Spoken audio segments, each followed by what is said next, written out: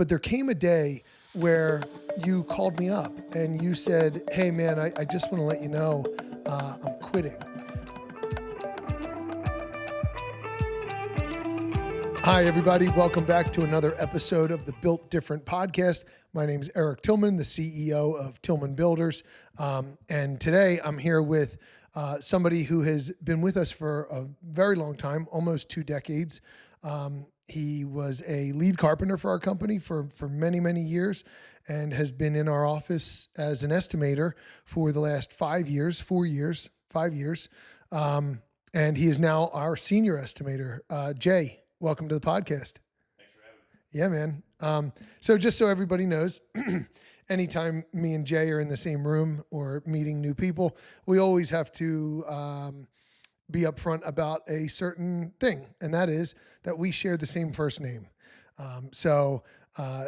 Jay, how do you feel about the fact that we have renamed you 3 times now since you've come aboard? Yeah, no, it's definitely been a journey, but I think it all kind of made sense. You know, it was Junior at first, I believe, and then changed to Jay once I became a little bit older, and a Junior became weird. So I embraced it, and it's kind of cool that I almost have like this other. Not persona, but a different world that people who know me at work know me as one thing, and then when people outside of work hear somebody say that, they're like, "Who are they talking about?" Yeah, and then I get to kind of share this story. That's kind of nice. So. Yeah, so if you have like a bad week and then somebody calls you Jay on the weekend, it's almost like PTSD. You're like, whoa. Yeah, right. Yeah. Bring me back. When we had the first, whatever the thing we had online, introducing ourselves, all my friends saw it and they were like, "Who's Jay? Like, what the heck are they talking about?" So yeah, had to cool. go through the whole thing. Well, thanks for understanding. And yeah, you were no longer Junior. Once you got your first gray hair, Junior had to go out the window. So anyway, everybody, this is Eric Kovach. He's our senior estimator. So he runs the estimating department. You got, I guess, four people working under you now? 3? Yeah, 4 to 3. We're mixing some shifts around here. So I think it'll be 3 full-time starting April. Okay. All right, cool. So let's go back to the beginning. I mean, you are a one-of-a-kind team member because you've been here the longest, aside from Bob Tilghman. Yeah. We never remember, but how many years are we at now? I think it's going on 17 now. I first started, technically with Tilghman Builders the summer of 2008, right before I was graduating high school. Went back for senior year, graduated 2009, and called back up, Bob back up, and he, been here ever since. Yeah. So I never would have pictured that it was going to turn out that way, but it's definitely been quite a pleasurable experience, and especially being able to look back at where it all started. Yeah, it is weird looking back, and it's changed a lot. You've changed a lot. Oh yeah, I've changed a lot, and so really, I mean, we basically were growing up in this company at the same time. I mean, our formidable years we spent like knowing each other and making mistakes that dumb kids make. Absolutely. And then growing into adulthood and everything. What were some times? Well, let me just ask you this: like, how's this been from your perspective? The company's changed a lot, and so have you and I, like I said. But from your perspective, like, how has that been?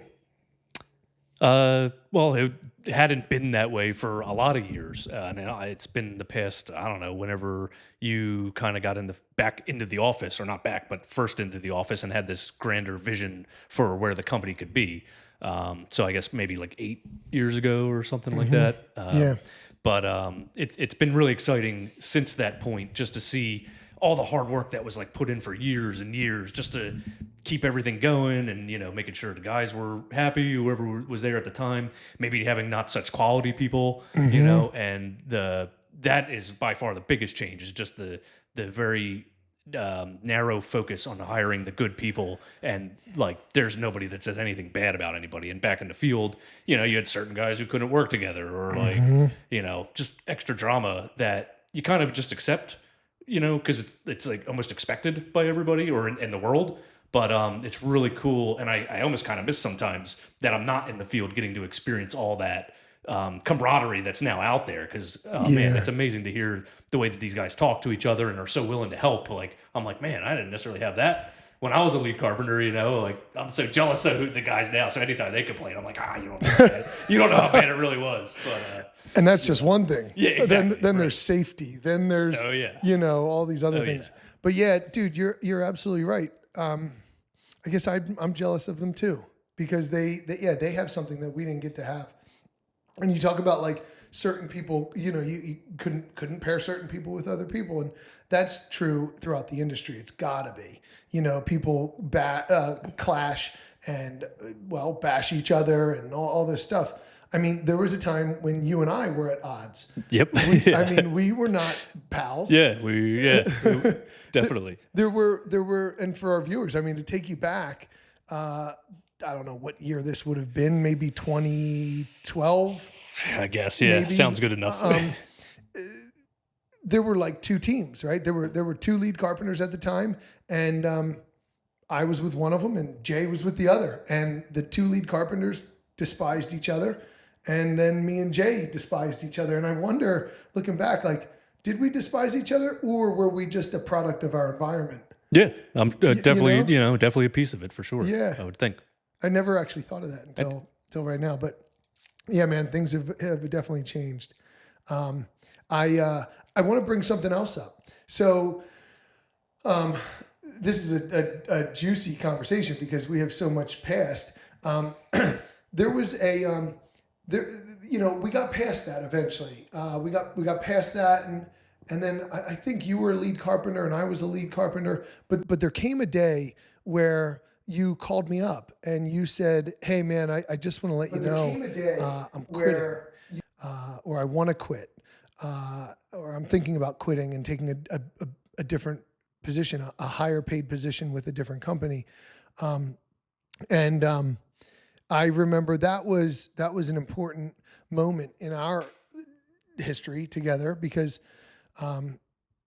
you were on your job site, I was on my job site. We rarely crossed paths at that point, I think. And I just remember being like, okay, don't do that. Instead, go right to the office right now, which back then was my old bedroom. And we were working out of the house at that time. And I remember calling Bob and being like, "Hey, man, we got a big problem. Jay's trying to quit." And I told him to meet us all at the office, and we met there. And then you didn't quit. Yeah. So why?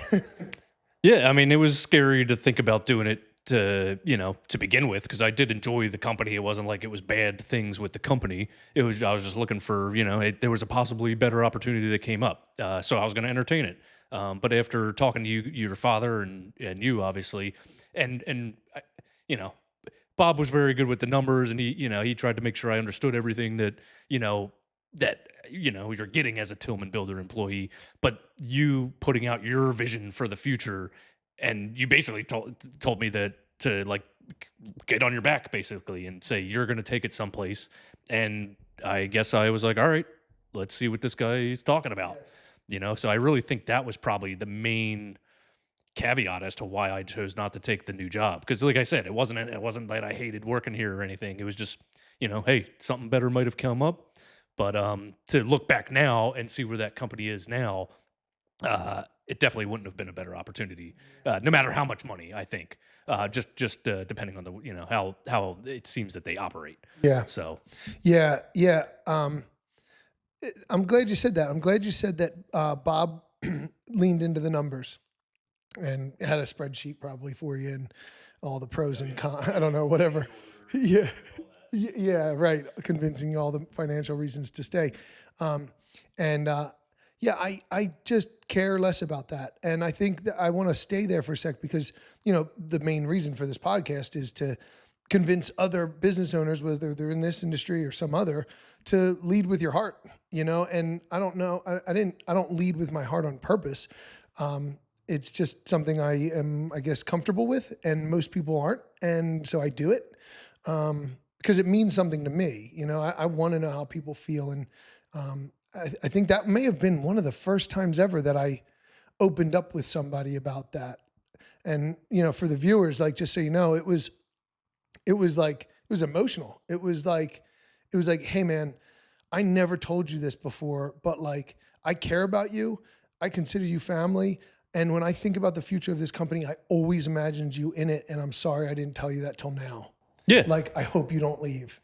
And That's pretty much pretty how much it went. right? Yeah, it's pretty much almost like we're having a conversation all over again. Yeah.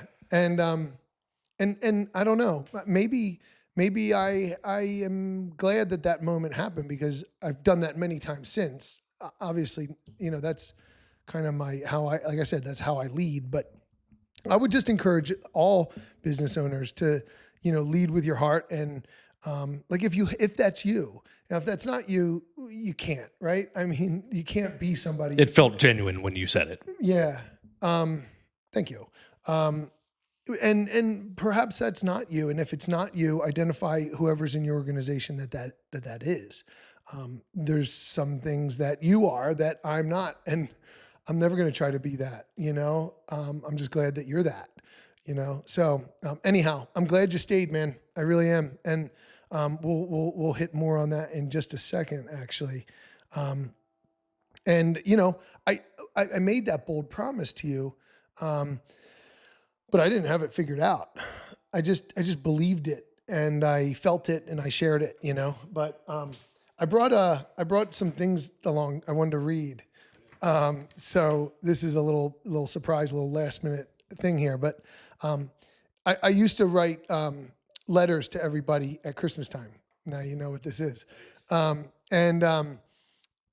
stopped because we have 40 employees at this point, and it's just tough. But this letter is to you back in 2020.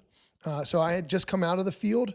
This would have been Christmas time, so this was probably 6 months in to me being out of the field, excited about growing the business. We had a long way to go, but it goes like this. This is Jay's Christmas letter from me. Jay, you have been with us from the start, and I've really enjoyed getting to know you and both of us growing together within this company. I can't begin to tell you how much I value your work ethic, skill, integrity, and ability to lead the guys and keep customers happy. I've watched you grow over the years into the lead carpenter you are today. With my new position as operations manager at the time, I am able to see your skills a lot clearer now, and I'm so grateful to have you with us, right? So before that, you were on your job, I was on my job. And now I got to like check in on your job, and I'm like, whoa, he's on time and on budget, right? So anyhow, grateful to have you with us. I'm sure you can see the direction that we're heading, and I haven't forgotten the promises I've made in the past regarding your continued place and growth in this company. I can't wait for the day I get to work next to you again, but next time at 263 South York Road in our offices. You've always been a bit more grown up than I, but I see you growing and learning, and I know you're going to be great at your next position when that day comes. Keep up the great work and keep honing your skills. I'll say it again. I can't possibly express my sincere gratitude for you in my life and in this company. I cherish our friendship and our relationship in business. Thank you again for all you do. You ought to be proud of yourself. I know I am. Merry Christmas, Junior. That's a sweet. Yeah. That was sweet. Yeah. I enjoyed writing that. I remember.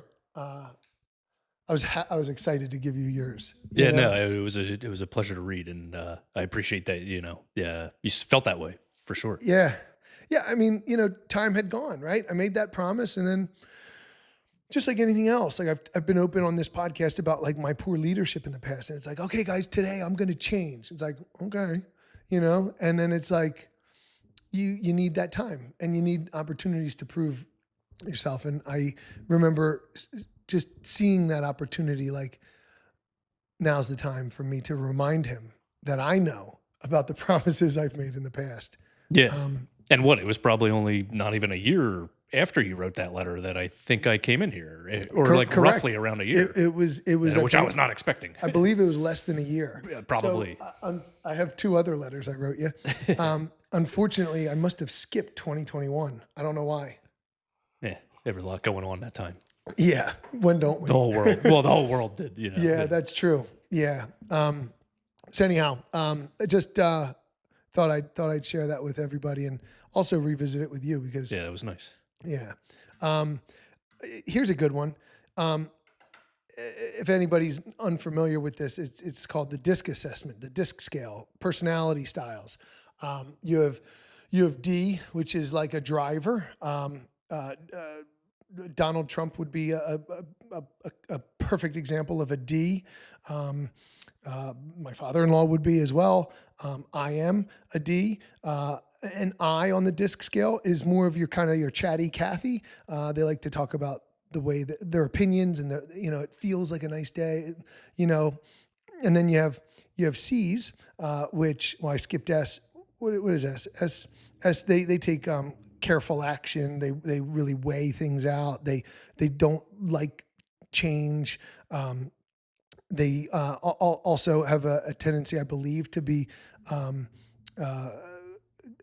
what do you call that? Conflict avoidant. And then you have C's, which J is, which is like, if I asked about the weather, Jay would give me the humidity, the temperature, and I don't know, he might not even give me the feels like temperature, because he's not into that. He's into data. Whereas I'm into like, feels really nice outside. Yeah, right. So a C, which is what Jay is again, he likes data and doesn't really need your opinion so much. So we couldn't be on polar opposites. I mean, I am a very high DI, and you are a very high C. And we've had our differences. Yeah. For sure. Yeah. So let's talk about how different we are. So for starters, sorry guys, somebody was at the door. How would you describe me? I just kind of described you. I'll finish describing you, and then I want you to describe me. Analytical, very punctual. He likes his day to be the exact same. Every day. His office was next to mine for a long time, and I knew when it was the end of the day because he would come out of his office, he would rinse his coffee mug, and then he would wipe it with a paper towel, and he would return it to his desk. And he never didn't do that. Yeah, pretty much. And you're just very, you see things as true or false, black or white, factual or not, right? And so go ahead. I'd like you to describe me. Yeah, I would say you like facts and all that stuff, but you're way more willing to accept things that there's an area in between the black and the white. So like the gray area, which is sometimes harder for me to see. And, I'm open to admitting that.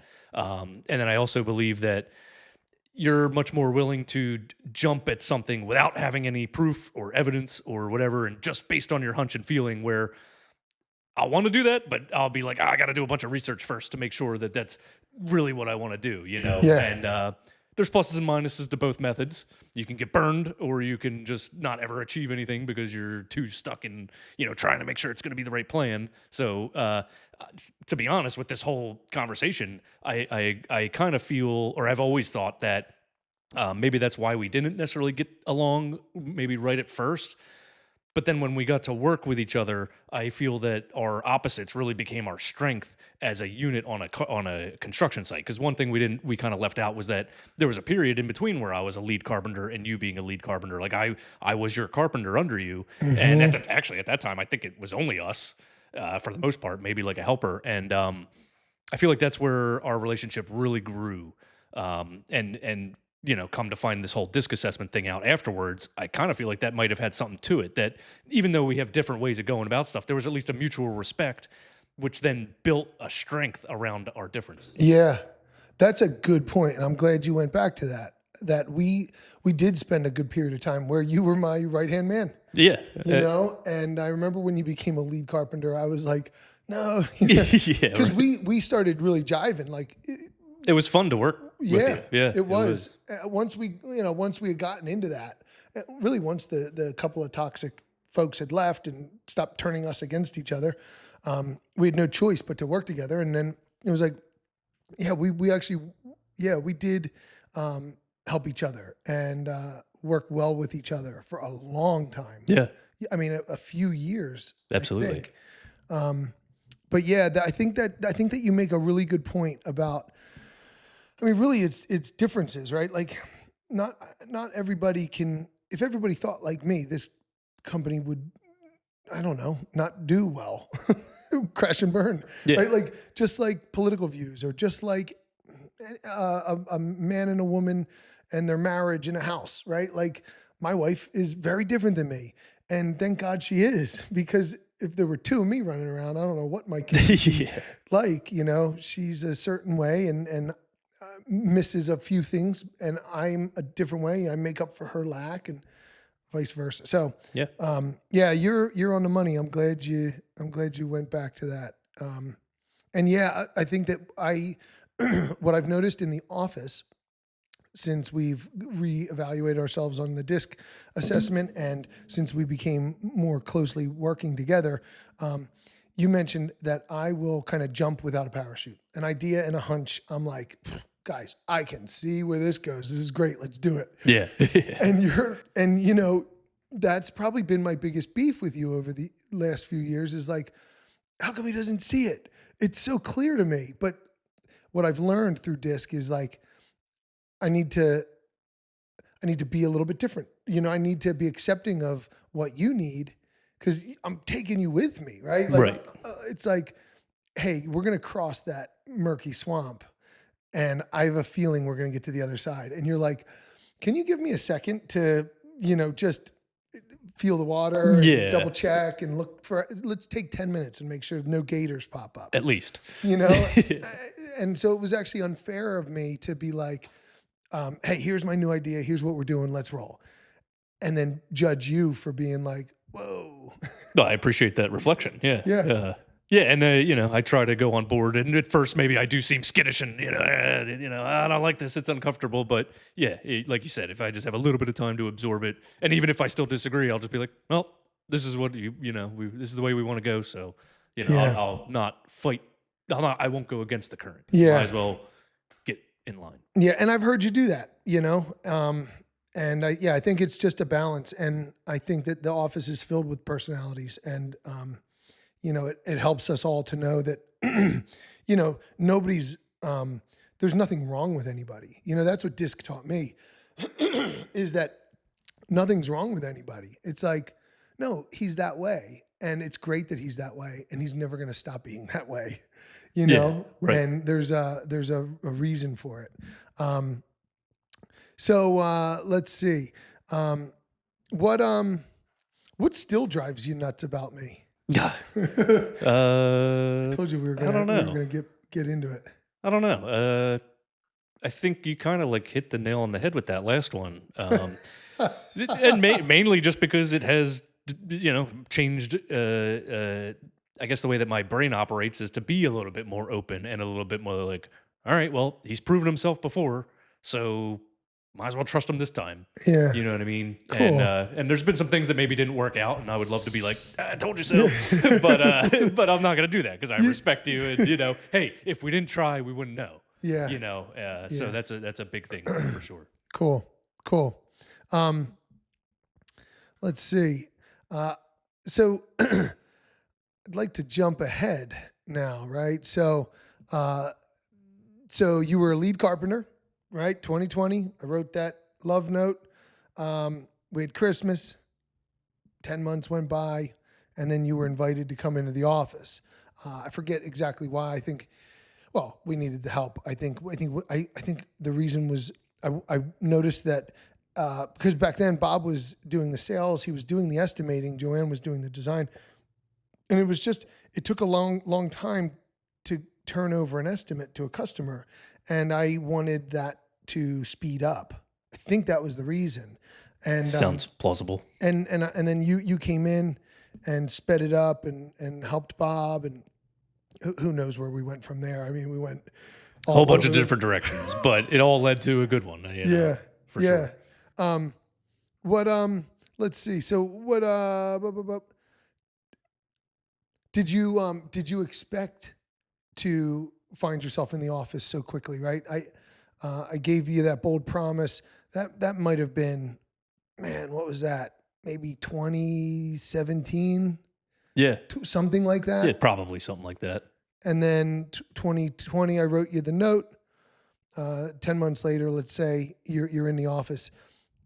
I think you said you didn't feel like that. You didn't expect it to happen so quickly. So lean in on that. I mean, Yeah, I mean, I was still young at the time. I'm still young now, considerably, to other people. But you're young to me. yeah, right, yeah. So I assumed like, hey, I still got some good years in the field. I was still enjoying it at the time.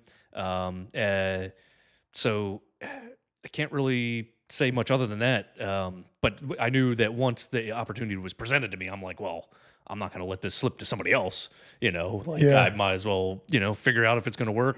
And at that time, I did have an interest into like maybe trying something new. Like I loved carpentry. I was pretty proficient at it, and so this world was a little bit scary, but I knew that where to get to where I eventually want to get to.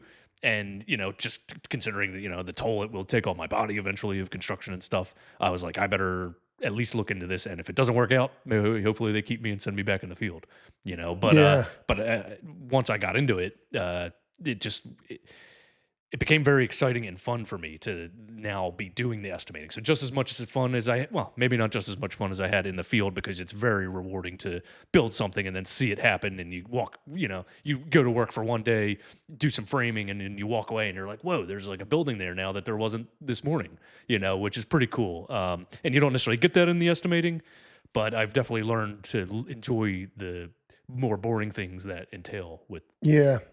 I imagine your personality is perfect for estimating.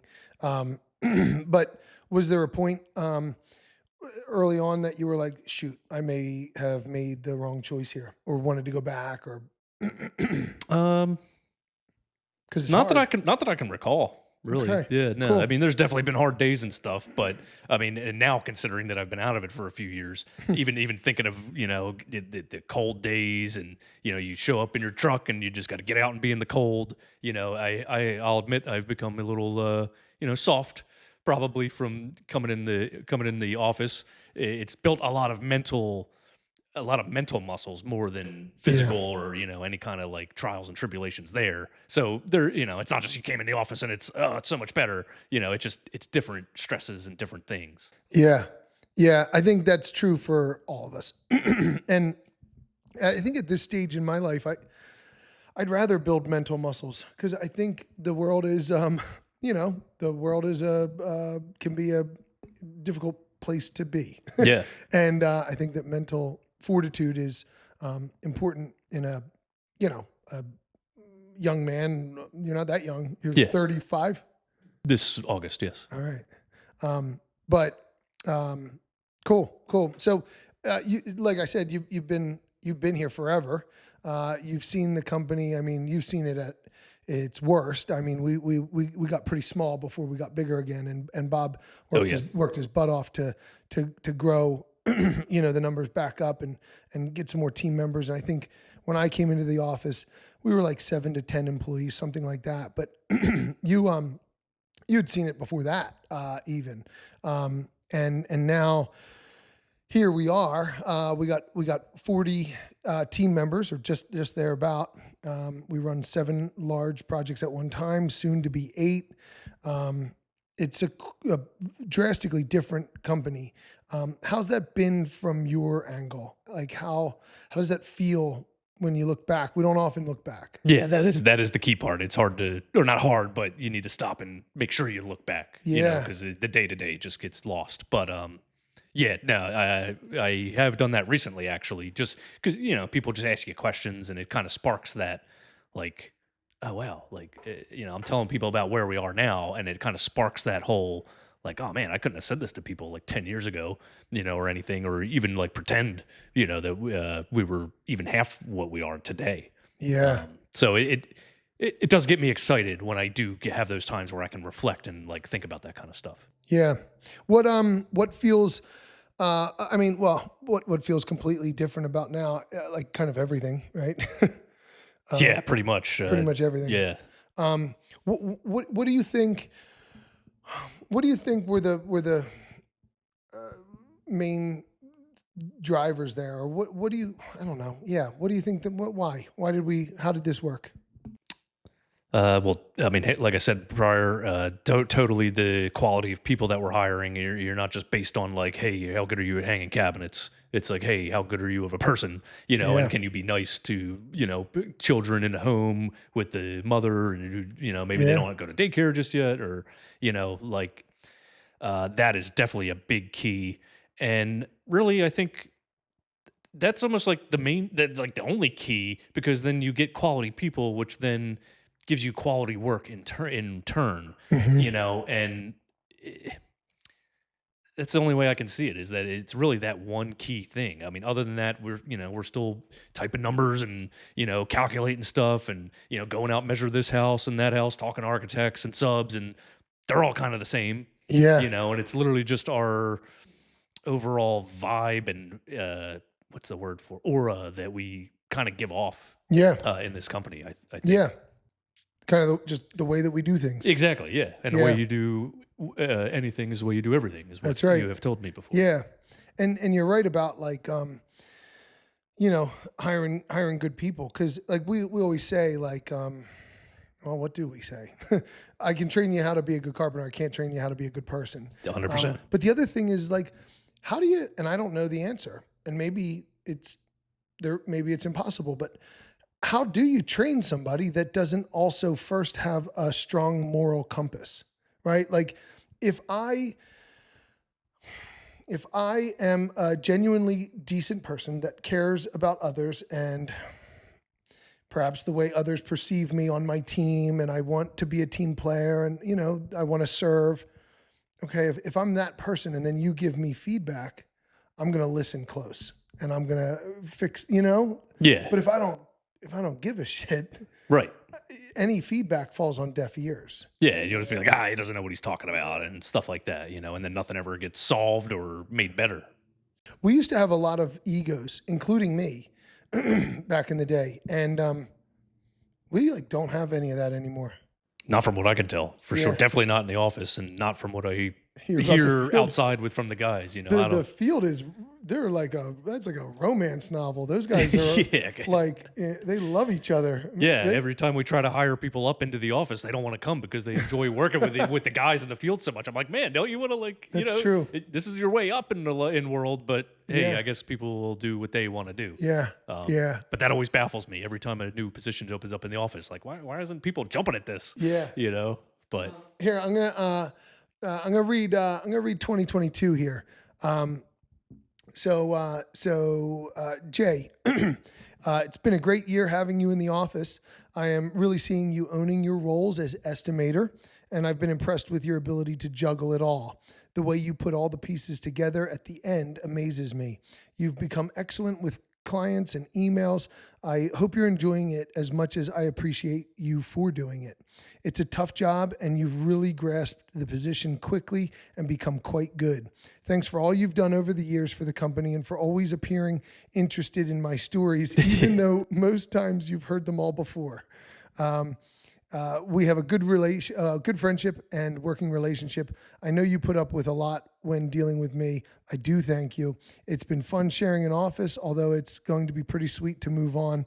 I'm sure you agree. Seriously, man, thanks for being a major part of the company over the years, and cheers to many, many more. Merry Christmas, Jay. You graduated from junior to Jay. Huh. Yeah. And I like where it says, thanks for pretending to be interested in my stories, because I'm an I, right? I'm a D or an I, I'm both. So I like to tell you my stories, and you know that. And you don't love to tell stories, and you don't necessarily love to listen to them, And so it's, even back then, I mean, it was Yeah. like, thanks for listening to my stories. You were playing to my personality, Yeah. Without even knowing it. without even knowing it. Well, without being told. Yeah. Right. Yeah, just straight survival. No. Well, hey, I think it was just based on a mutual respect. Yeah. And I don't even know if it was, I've heard the story a million times. Yeah. It's exciting for the next guy to hear. So Yeah. And you know what? The opposite of that is, and it's unfortunate, you don't know how many stories I didn't tell you out of respect for you. Well, thank you for that. Yeah, you're welcome. You're welcome. So I gotta say, like, you're one of really only a few people that I like. I really trust, and I keep close to me, and I'm open with you about things. Whether they're personal things or things in the company, and one person can't lead a company. You need people that you can trust, and you and only a few others are that person. And I guess that role, I call it confidant. That role is really, really important to me. I just know what it does for me. What does trust look like between us now, right? Like before we have all that history, all these different chapters that we've both been in, personal, business, you were 21, I was 24, right? Like, I mean, there was an age gap at one point, like there still is, but it means less. Yeah, right. But like now I feel like we both fully just undeniably trust each other. Like, what does that feel like? Or what does that look like to you? Or what does it mean or whatever? I would just simply put it as like, and maybe I don't always do the best at this, but I do know that if I ever do have a legit issue or a problem with something, that I can come to you about it. It's not ever like, nothing has to be a secret. Maybe it's part of my CNS that maybe I'll hold on to something a little bit too long, but I do know eventually, like, look, at least they'll hear me out. We can talk about it. And, and like you said, you're always willing to listen, so I feel like it has to do with that. Yeah. For the most part. Yeah. Yeah. I mean, there have been times where, cause there's always something we're up against, I mean, I don't think I could only guess that today was not an easy day for you. Yeah. It wasn't an easy day for me. I won't hear anything about your day. But and you won't hear anything about mine. Yeah. But yeah, you're right. I mean, when there's been bigger things, bigger concerns, I make it a point to shut everything off and give you the time that you deserve, because, and I'll tell you, and I think that, this is true. Well, I'm sure you do, because I've said it many times, like it's so important to me that people like their job, like it's that things are going to be hard, but then when things get so hard, I have like a little meter in my mind that goes off and I'm like, we might be approaching like it's too hard.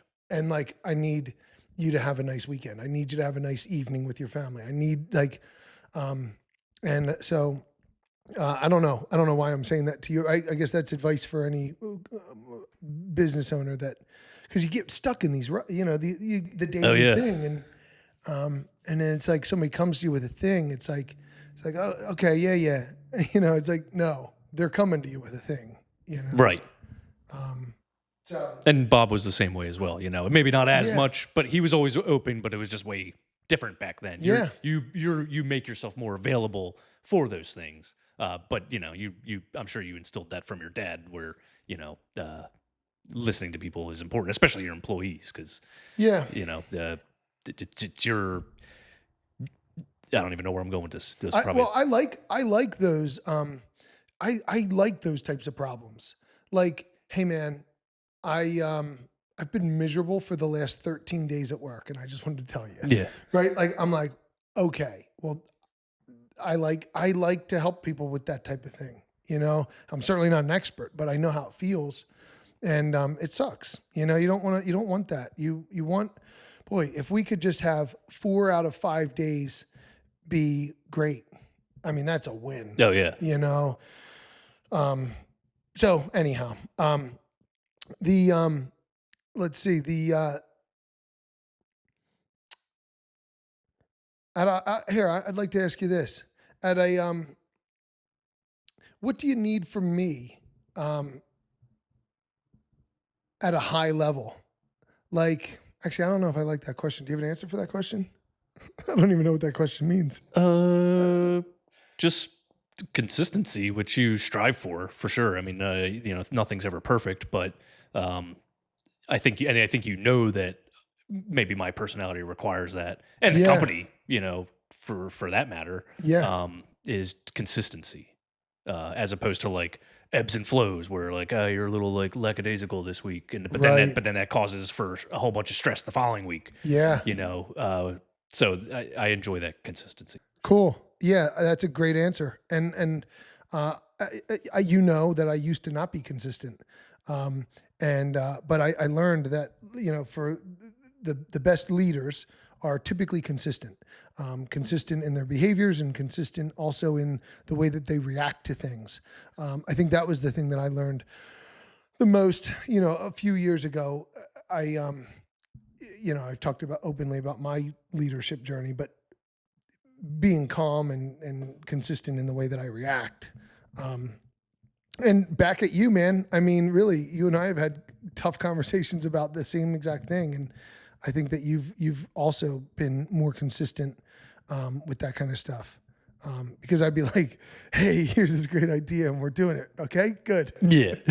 And then, yeah, like I said, you'd react and I'd be like, what? Why are you reacting like that? But I think at this point, we just really have a better understanding of each other. I mean, at this point, you are, let's see here. I want to read 2023 and we're going to wrap this up soon, but 2023 is a little bit longer. So just take a break, sip your coffee. So Christmas letter of 2023. Dear Jay, as I am writing these letters to everyone, some are harder than others. For some reason this year, your letter is difficult for me to write. I have watched you slave away in that office of yours day in and day out. You have had some tough days and some fun, relaxed ones, but man, the tough ones are really hard for me to watch. At times, I feel like I am the cause, indirectly, of course. I always feel like there's more I could have done or to do to help avoid those days for you. I tend to leave you alone on those days because I don't really know what to say. Thank you is just not enough. I think everyone has a tough season or a few in life to get to that next level. It's almost like God's way of charging admission and testing you to see if you can really handle it. On the other side of the life you are currently living, there is a payoff for you. Is all of this like? Oh yeah, I probably still have them in my room, to be honest with you, somewhere. I'm bringing it up. I'm bringing it up so that on those tough days, you hang in there and know there is something incredible on the other end. This might just be your price of admission. I do not imagine your life continues to look how it's looked for this past year. It's been a real challenge for you, and you have worked your butt off. Everyone sees it. I imagine a day when you are overseeing others, and there is perhaps less pressure on you and certainly more money for you. Just take that with you for now. The tough thing about building a business is that it takes time. It takes trying and failing and time, but it also takes loyalty and faith. When building a business, sometimes only the leader knows success is inevitable. As the leader, I just pray that the people who fought the hardest to help achieve the goal are still here to get the medal they deserve. You've seen enough to know that business is tough and messy at times. Just know I am trying my absolute hardest to level things off for you. I pray that you keep the faith in me and in the process like you always have. There is a day in the future when your workload changes and we celebrate all of your hard work, determination, consistency, and loyalty to the company and the process. That's the day that makes it all worth it. My intentions are good, and my hope is that you get to live a happy, fulfilled, and rich life working in this organization. I appreciate the friendship we've built and the working relationship we've grown into. I trust you and value you. I admire your work ethic and consistency and mental toughness. You're not my friend anymore, man. You're family. I care about you, your well-being, and the life you have in front of you. You're a good dude, and you deserve all life has to offer. I hope to support you in building the life you want for yourself and for your family. We couldn't have done any of this without you. I am so grateful, so grateful. Next year, best year, Eric. P.S. My door is always open for you, man. You can ignore my red if you ever need me. So with that, I mean, we kind of called the shot. Like, here you are. Yeah, no, and I think that is literally the proof of what we've kind of been talking about here already. Where, you obviously you've had these couple of conversations with me about where you see the future going, and maybe I don't remember exactly what you said in all these letters, but it definitely resonated in my mind, and I'm sure in some subconscious way it kept me going, to trust and have faith. Yeah. Those were the two things that I see there, that it will work out. And time and time again, what you have said has come true. And whether there was rough waters to get there or what, there's always rough water. It's always been rough, but your ultimate goal of what you've laid out there has happened. So, thank you for sticking to, the things that you had promised. But, I think that's 100% the reason I have been here this long and continue to go through all the, ups and downs. Yeah. Yeah. Yeah. And I like what you said. I mean, and I think that's a lesson to any leader, like back to kind of our first original point. Like, if you have it in you, like, I just think the most important thing, and you in your department right now, you're running a department. Yep. Right. And I just think that it's so important to tell your people what you think constantly, especially when it's good stuff. Oh, yeah. I think that it's important for anybody, if they have a dream or a vision. I think that dream or vision has to be big enough to fit other people inside of it, and then show them. Because look, you were going to quit. Yeah. Until I showed you. And then you said so yourself.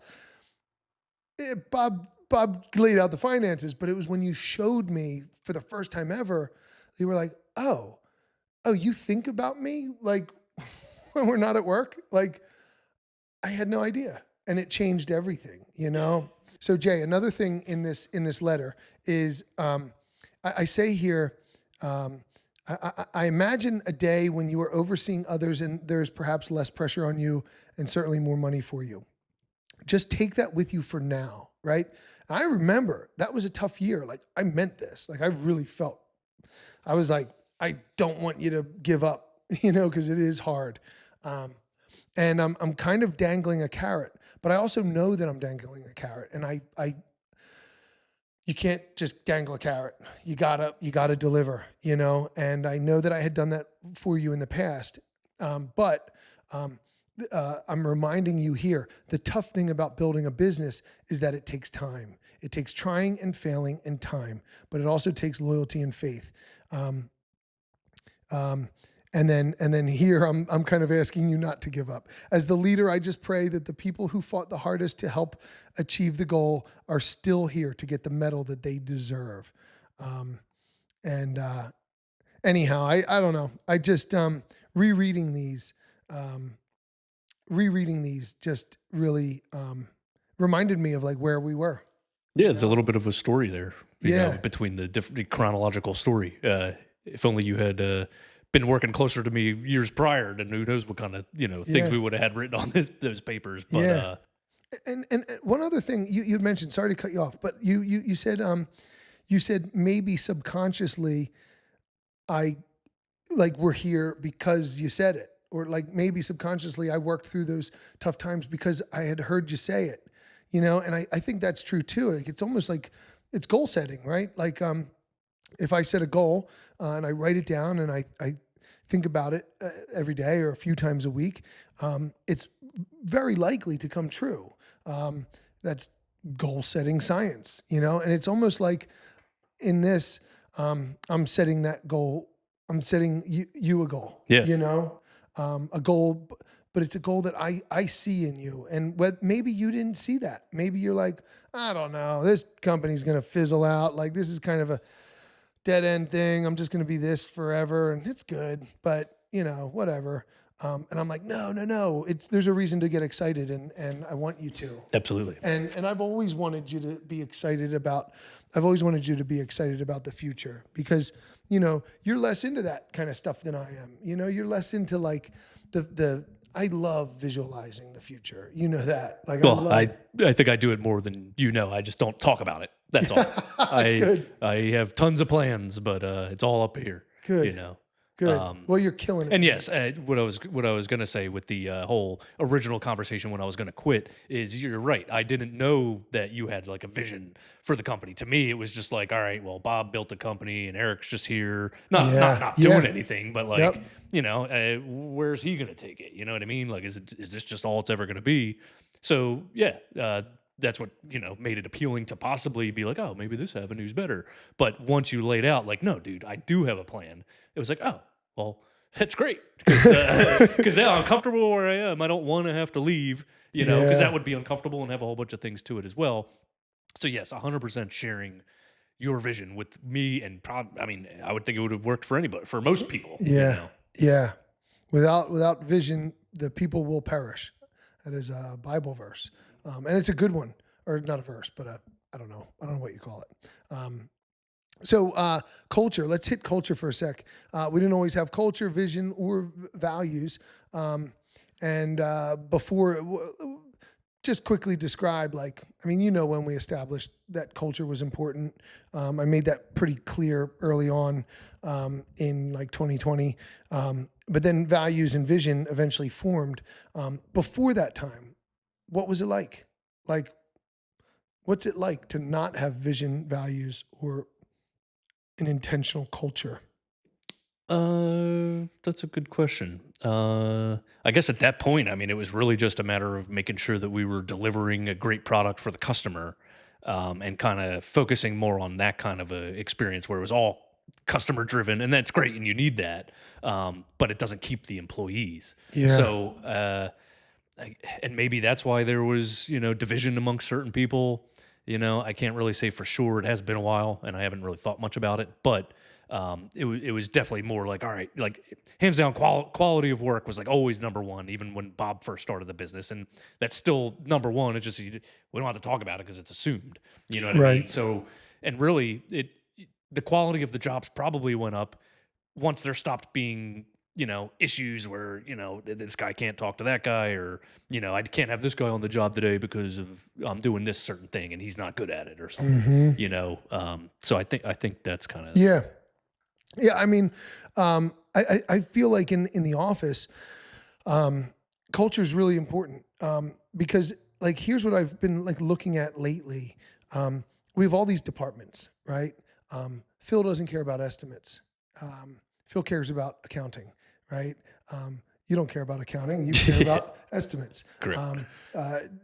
JP, JP has to care about a little bit about a lot, or a lot about a little, or a little bit of a lot. Yeah.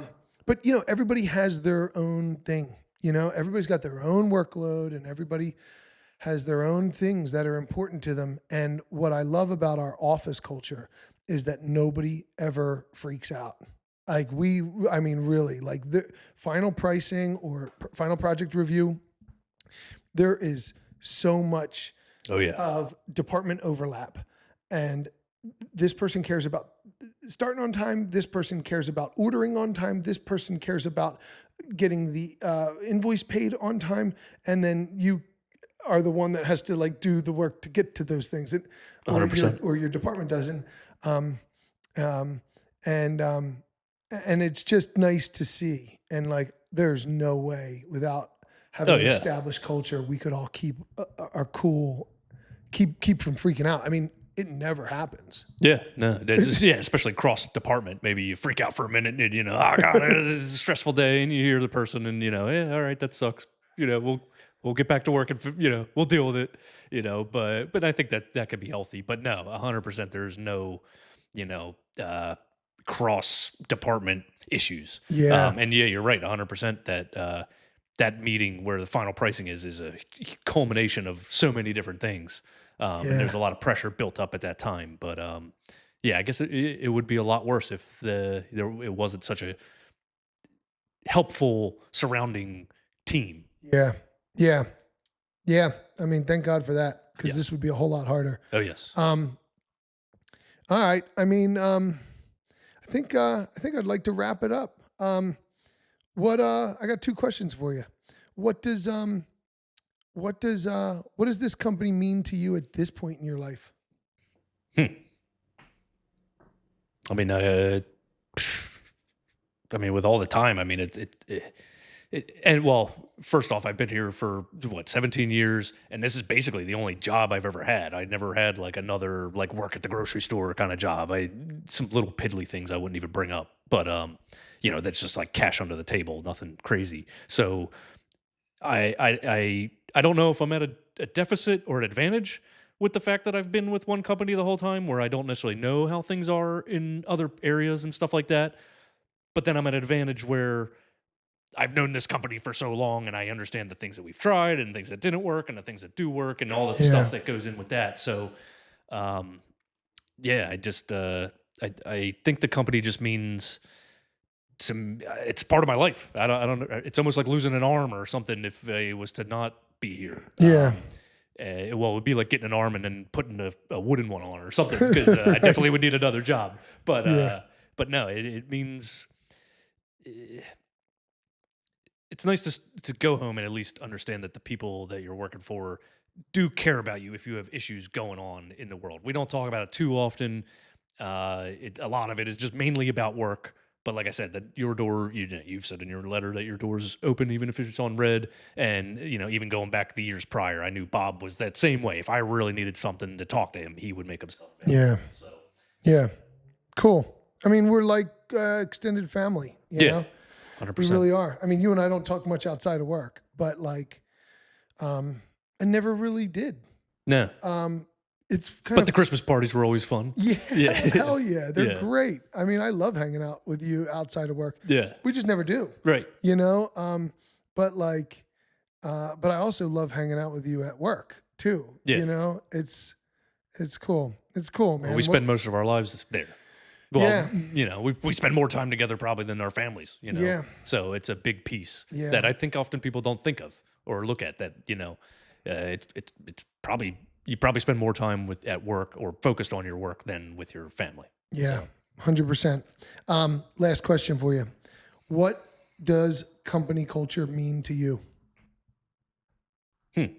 This was the one I was going to give you early in the day so you could prepare for it, and then I didn't have time. Well, I'm completely unprepared. I need my facts and evidence. I don't know. I mean, I feel like I've just said it a bunch of times. It just makes for a calmer environment, which, no matter what job you have, there's stress somewhere, but at least like you can go down to make your lunch and like maybe crack a joke with some guys and just kind of like come back to real life. And kind of get out of the fog, which can be hard. So I can't really say that culture is like this thing that I think about and focus on all the time, but man, would it really be different if it was any other way? Yeah. Yeah. It's a good answer. Yeah.